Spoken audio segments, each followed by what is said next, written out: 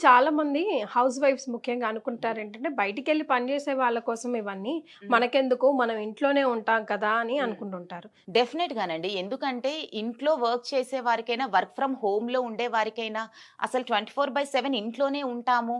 కొంచెం కూడా మాకు సన్‌లైట్ తగలదు అనుకున్నా కూడా స్కిన్ కేర్ కంపల్సరీ మీరు ఫాలో అవ్వాలి. అవ్వాలి. యెస్. ఎందుకంటే చాలా మంది సన్ రేసెస్ అయితే అనుకుంటారు. పడుతున్నాయి గదా! అందుకే యెస్. గదా డే లైట్ ఒస్తుంది.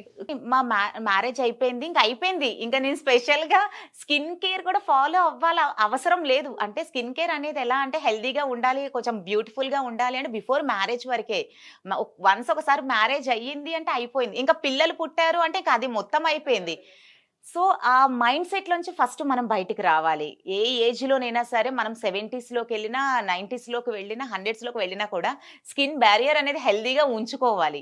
అప్పుడే మన స్కిన్ అనేది ఎప్పుడు కూడా ఎదుటి పర్సన్ చూసిన వెంటనే వావ్! మీ స్కిన్ అనేది మీ ఏజ్ చెప్పేయాలి. అదే మనం చిన్న ఏజ్‌లోనే ముడతలు, pigmentation, darkness, uneven skin tone ఇలా ఇన్ని ప్రాబ్లమ్స్ పెట్టుకొని రీసెంట్‌లీ మ్యారేజ్ అయినా కూడా అసలు తీసుకోలేం. మనమే తీసుకోలేం పర్సనల్‌గా. తనకి మేము సింపుల్‌గా ఒక స్కిన్ బ్రైట్నింగ్ పిగ్మెంటేషన్ క్రీమ్ ఇవ్వటం జరిగింది. ఒకటి నిశ్చల గులాబ్ ఫేస్ వాష్ ఇచ్చాము. మార్నింగ్ టైమ్‌లో ఒక sunscreen and moisturise that's it. అలా అని ఇంకా అన్నీ అవసరం లేదు. ఫస్ట్ ఏంటంటే ప్రాబ్లమ్ ఏదైతే ఉందో ఈ పిగ్మెంటేషన్ అనేది ఏదైతే ఉందో తనకి తెలియాలి. తను డైరెక్ట్‌గా మార్నింగ్ లెగడమే వంటింట్లోకి వెళ్ళిపోతారు.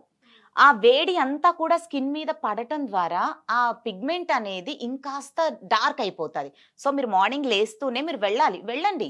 బట్ కొద్దిగా ఫేస్ వాష్ చేసుకొని సన్ స్క్రీన్ పెట్టుకొని వెళ్ళిపోండి. సో, దాని ద్వారా ప్రొటెక్షన్ అనేది అందుతుంది.